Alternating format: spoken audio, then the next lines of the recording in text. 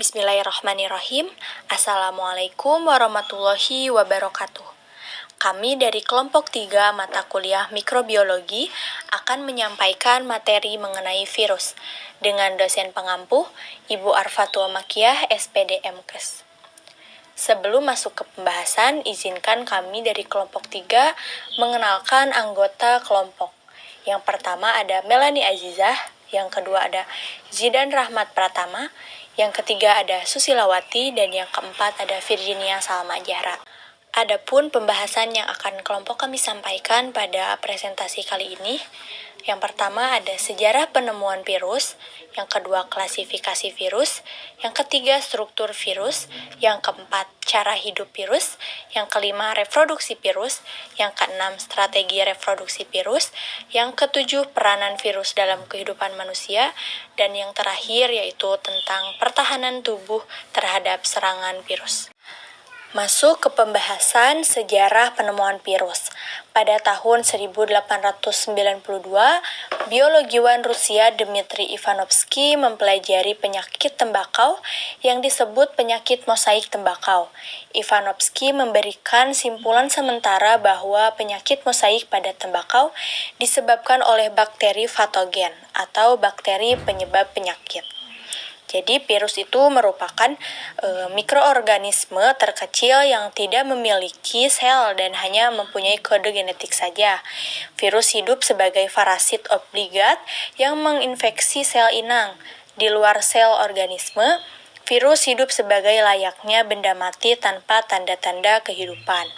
Tetapi menginfeksi sel, virus akan berubah menjadi makhluk hidup terkecil yang ganas, yang dapat membunuh sel inang dan menyebabkan penyakit. Karena itu virus disebut sebagai patogen, yaitu mikroorganisme penyebab penyakit. Selanjutnya, mengenai klasifikasi virus. Cara mengklasifikasikan virus banyak jenisnya.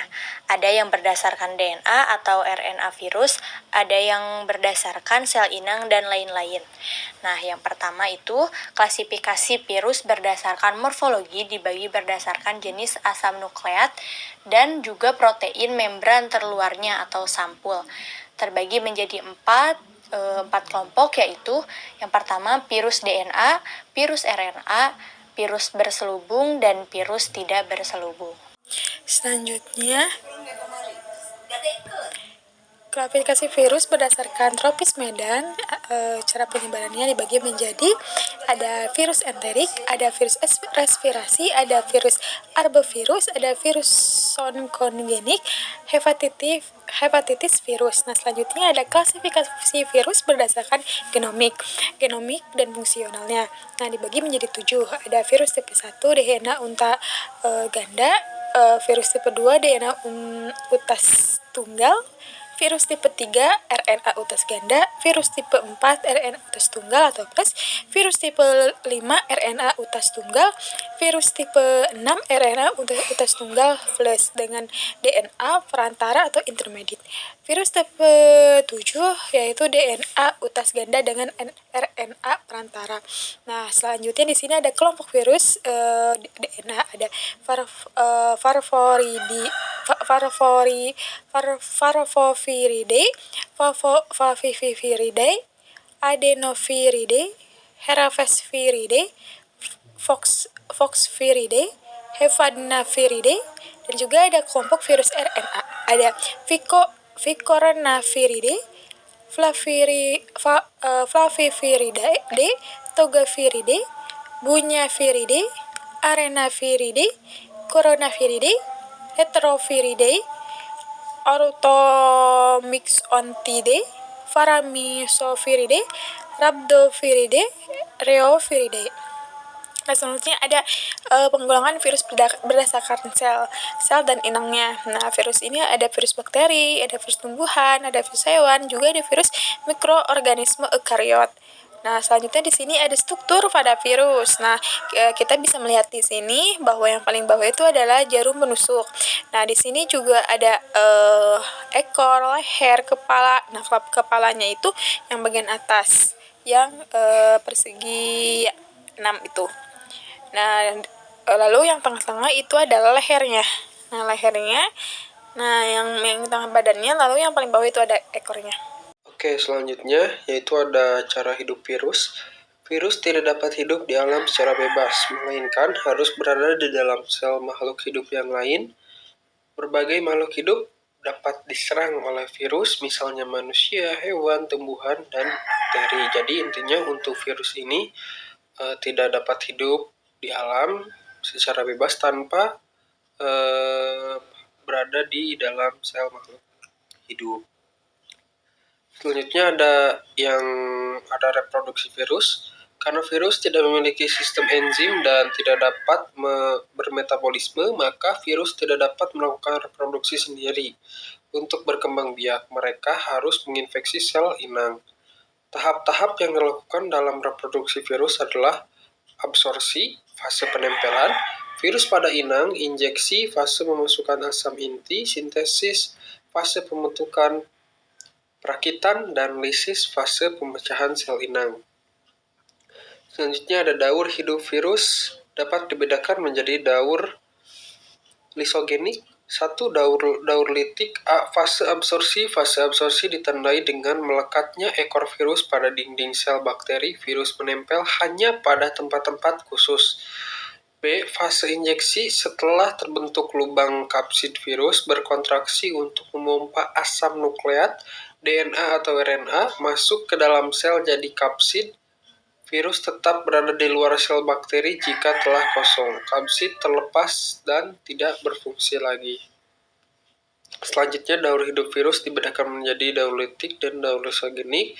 Yang C yaitu fase sintesis, virus tidak memiliki mesin biosintetik sendiri. Virus akan menggunakan mesin biosintetik inang, misalnya bakteri, untuk melakukan kehidupan. Yang selanjutnya yaitu D, fase perakitan kapsid yang disintesis mula-mula terpisah antara bagian kepala, ekor, dan serabut ekor. Yang terakhir, yang E, yaitu ada fase litik. Ketika perakitan virus selesai, virus telah memproduksi enzim lisozim lagi, yakni enzim penghancur yang akan menghancurkan dinding sel bakteri. Selanjutnya yaitu ada daur lisogenik, fase absorpsi, uraian dengan fase litik, fase penggabungan. Ketika memasuki fase injeksi, DNA virus masuk ke dalam tubuh bakteri. Selanjutnya DNA virus menyisipkan ke dalam DNA bakteri atau melakukan penggabungan DNA bakteri berbentuk sirkuler, yakni seperti kalung yang tidak berujung dan berpangkal. DNA tersebut berupa benang gunda yang bergilir. Selanjutnya akan dilanjutkan oleh rekan saya. Selanjutnya, kelanjutan dari daur hidup virus lisogenik, yaitu pada fase pembelahan. Dalam keadaan tersambung itu, DNA virus tidak aktif, yang dikenal sebagai profag. Kemudian, fase sintesis. Oleh karena satu dan lain hal, umpamanya karena radiasi atau pengaruh zat kimia tertentu, profag tiba-tiba aktif. Kemudian, pada fase perakitan, kapsid dirakit menjadi kapsid virus yang utuh, yang berfungsi sebagai selubung virus. Yang terakhir yaitu fase litik. Setelah terbentuk virus-virus baru, terjadilah lisis sel bakteri atau uraian sama dengan daur litik. Selanjutnya ada strategi reproduksi virus. Virus dapat memaksa sel-sel inang untuk memproduksi virus-virus baru berdasarkan jenis asam nukleatnya. Bentuk strategi virus dalam memaksa sel-sel inang untuk membentuk virus-virus baru adalah sebagai berikut. Yang pertama, virus yang asam nukleatnya DNA akan menginfeksi sel inang. Yang kedua, virus yang asam nukleatnya RNA, contoh virus RNA adalah HIV, penyebab penyakit HIV/AIDS memasukkan RNA ke dalam sel inang. RNA virus melakukan transkripsi balik membentuk hibrid RNA-DNA dan akhirnya terbentuk DNA virus. Kemudian ada peranan virus dalam kehidupan manusia.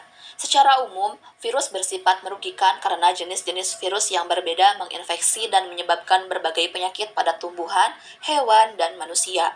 Namun demikian, tidak berarti bahwa virus hanya memiliki peran yang merugikan. Dengan kemajuan bioteknologi dan rekayasa genetika, ilmuwan telah dapat memanfaatkan virus untuk tujuan yang menguntungkan bagi manusia. Nah, misalnya untuk penghasil vaksin. Peranan virus dalam kehidupan manusia yaitu yang pertama, membuat antioksidan. Salah satu fase daur hidup virus adalah fase penggabungan. Pada fase ini, DNA virus menggabungkan diri ke DNA bakteri, sehingga di dalam DNA bakteri terkandung profag atau DNA virus. Kemudian yang kedua dapat melemahkan bakteri. Yang ketiga, memproduksi vaksin. Vaksin adalah patogen yang telah dilemahkan, sehingga jika menyerang manusia tidak berbahaya lagi. Kemudian yang terakhir ada pertahanan tubuh terhadap serangan virus. Di dalam tubuh ada sistem pertahanan yang dapat menyerang virus yang masuk dengan yang pertama, yaitu sel darah putih atau fagosit akan segera memakan dan merusak virus. Nah, yang kedua, tubuh menghasilkan molekul protein yang disebut antibodi. Protein asing virus disebut antigen. Nah, jika antigen masuk ke dalam tubuh, maka tubuh akan terpicu memproduksi antibodi. Nah, antibodi ini sangat spesifik dan hanya menyerang pada antigen yang memicunya. Cukup sekian presentasi yang dapat kami sampaikan mengenai materi virus. Semoga apa yang telah disampaikan dapat bermanfaat bagi kita semua. Mohon maaf apabila ada kesalahan. Billahi fisabilil haq, fastabiqul khairat. Wassalamualaikum warahmatullahi wabarakatuh.